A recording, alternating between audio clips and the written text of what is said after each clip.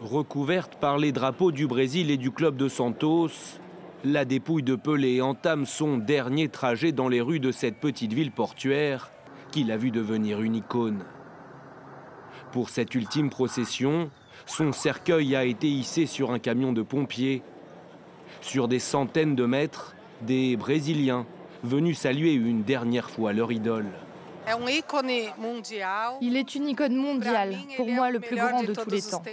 Il a fait connaître le Brésil dans le monde entier. Le football ne sera plus le même après son départ. Santos non plus. J'habite à Sao Paulo, mais j'ai grandi ici, près du stade. Et j'ai des photos de lui et moi ensemble quand j'étais enfant. Tous ces hommages signifient que le roi sera avec nous pour toujours. Sur la route, le cortège funèbre passe devant la maison où la mère centenaire de Pelé vit toujours.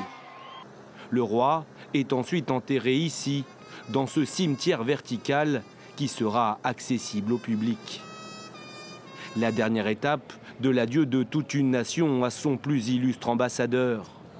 Pendant 24 heures, son corps a été exposé sur la pelouse de Villa Belmiro, là où Pelé a forgé sa légende avec Santos.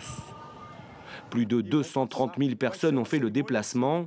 La plus connue, Lula, investie dimanche pour la 3e fois, l'occasion d'un vibrant hommage.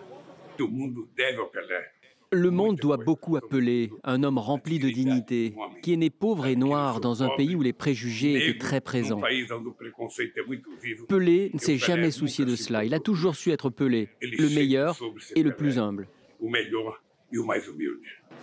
Décédé à l'âge de 82 ans, Pelé reste à ce jour le seul footballeur à avoir remporté 3 fois la Coupe du Monde. Un roi qui n'est pas prêt d'être détrôné.